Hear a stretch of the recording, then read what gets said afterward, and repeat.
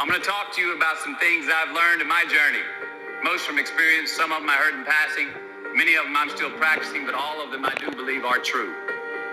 Now, they may be truths to me, but don't think that that makes them mine, because you cannot own a truth. So please think of these as signposts, approaches, paradigms that give some science to satisfaction. They're yours to steal, they're yours to share, liken to your own lives, to personally apply in your own lives, in your own way, should you choose to. So, here we go. Unbelievable is the stupidest word in the dictionary. It should never come out of our mouths. Think about it. To say, oh wow, what an unbelievable play. It was an unbelievable book, an unbelievable film, an unbelievable act of courage. Really? It may be spectacular, it may be phenomenal, most excellent or outstanding, but unbelievable? Give others and yourself more credit.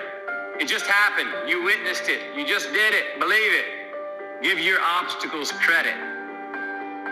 You know, once you do find your frequency on something, go forward if you're a non-tyrant and don't ask permission. And that's the not giving a damn part. I've found that the world will actually acquiesce and go, yeah, I'll give you a green light on it if you actually go forward and mean it, and you're going to do it by hook or by crook and not ask permission.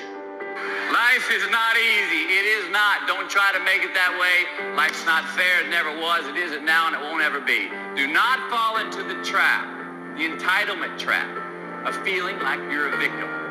You are not. Get over it. Get on with it. And yes, most things are more rewarding when you break a sweat to get them. Sit here in that discomfort long enough to go, okay, until you come out the other side to go, all right, I'm good with me again. I don't want to leave a place I travel to until I get to the point of going, I could live here. This could be my existence. And as soon as I get to that point, then I'm like, okay, you can go. Now I can go. That's the same thing in the personal journeys. Stick with it until you get through the uncomfortable times, until you go, you know what? I can spend time with myself. I could do this. I could do this forever. Well, then it's okay to go re-engage, pick up your phone, go see your friends, go have a drink, what have you. Go look for those things that are other relationships in life. But hopefully not until. There's great value in not doing that until you go, I'm good with me and me for right now. So, to any of us, whatever those things are, whatever it is we look up to, whatever it is we look forward to, and whoever it is we're chasing, to that I say amen. To that I say, all right, all right, all right. To that I say, just keep living, huh? Thank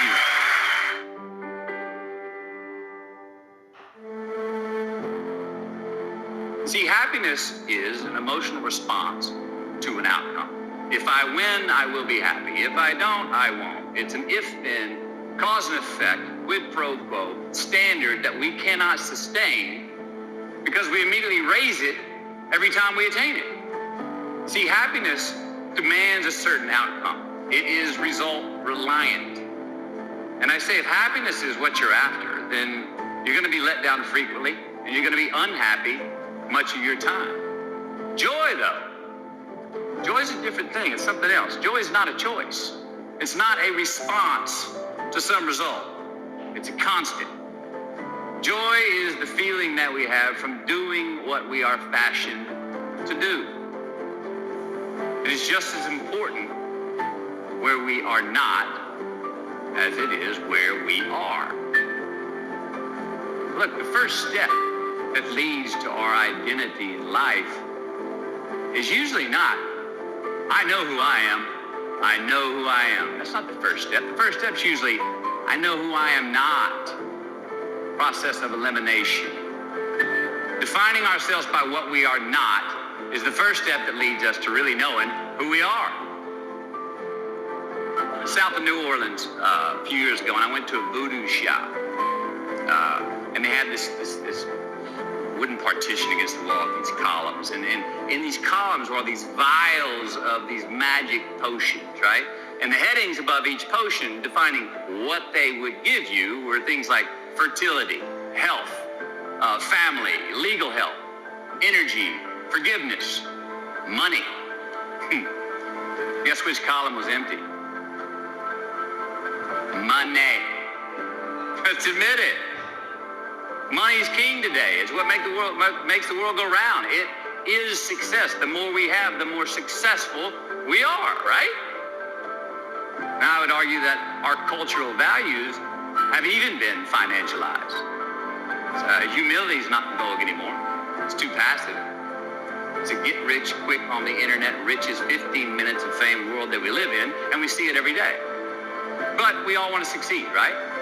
So the question that we got to ask ourselves is what success is to us, what success is to you. Is it more money? That's fine. I got nothing against money. No. Maybe it's a healthy family. Maybe it's a happy marriage. Maybe it's to help others, to be famous, to be spiritually sound, to leave the world a little bit better place than you found it. Continue to ask yourself that question. Now, your answer may change over time, and that's fine. But do yourself this favor. Whatever your answer is, don't choose anything that will jeopardize your soul. Prioritize who you are, who you want to be, and don't spend time with anything that antagonizes your character. Don't drink the Kool-Aid, man. It tastes sweet, but you will get cavities tomorrow. All right? Life is not a popularity contest. Be brave, take the hill, but first answer that question, what's my hill?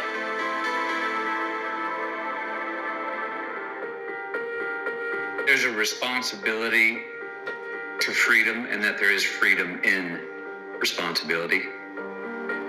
You know, and that earn your way there. We remember the stuff we earn, the stuff we experience, more than what the teacher tells us or what someone gives us for free. We just do. We broke a proverbial sweat on it, whether it's mental or physical or whatever. We built it. We understand. We felt how we got it, how we achieved it, how we got what we wanted. Those stick with us. Whether we forget them intellectually, they were written in our lineage, and they build resilience, and they build a healthy, true optimism going forward to know that, oh no, I've worked for something before and achieved it. Delayed gratification.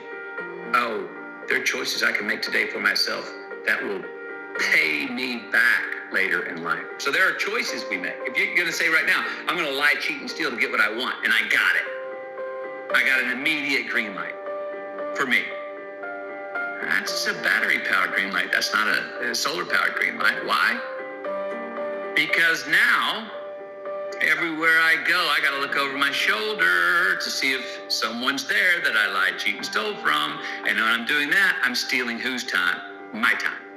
I'm not free. I don't have the freedom. I didn't create freedom in my future because I chose to make an irresponsible act that I left crumbs. I've now got reasons to look over my shoulder. And the more things we do to create in our future that we got to look over our shoulder, the more of our most precious thing we have in our life's time that we're stealing from ourselves. So it's not puritanical. It's just like, it's actually self-serving. It's a very selfish choice. And I'm a fan of the word selfish. I've helped redefine it. But I believe that there are selfish choices we can make that are the most selfless, that there are selfless choices that we can make that are the most selfish choices. Those two are not a contradiction, and we see them that way. Responsibility is appreciation of a past. It's building of a lineage. It's investing in ourselves. It's investing in something we started to build yesterday that we want to take into tomorrow. There's a response that gives us freedom. So be brave, have courage, and when you do, you get stronger, you get more aware, you get more respectful of yourself